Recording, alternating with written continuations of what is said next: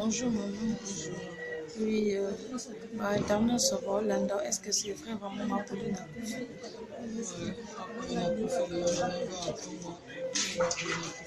Abelaki santé. Abelaki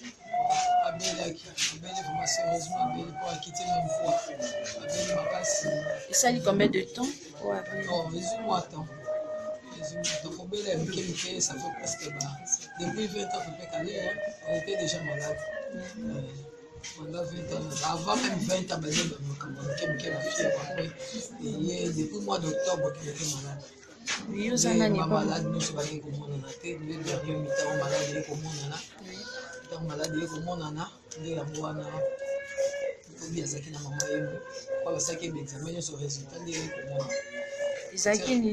Mozaki problème ya kumona ye ekomaki étouffé na cœur na ye yango epermetaki lisusu apema malamu opema wana mpenza esante topema moko ya pema oboyoka moto azopema vraiment na mpasi na tozoka na baoke pema wana nde esanganaki ekendeki mama ye mobebi na ntongo alali eloba na 8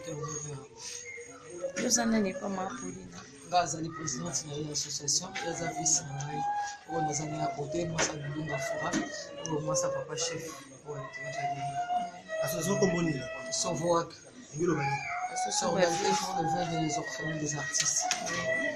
Merci.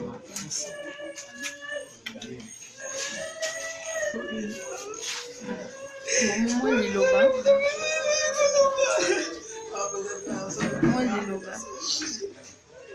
Oloba nini?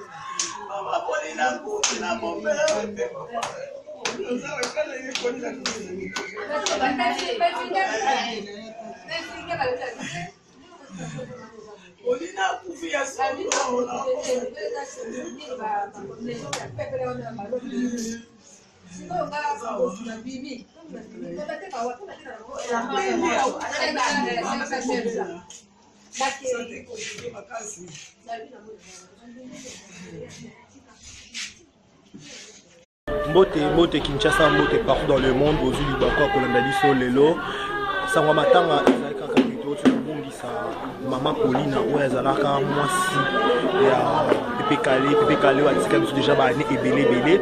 Lelo Maman Pauline, Watsikabiso, Nakati, hôpital général à Maïmo, suite d'une courte maladie, mais pour plus de détails, vous aurez toujours, pas serviteur, Babino, les carrés, Bachia, les responsables de la presse congolaise, n'est-ce pas? Je suis là toujours pour vous.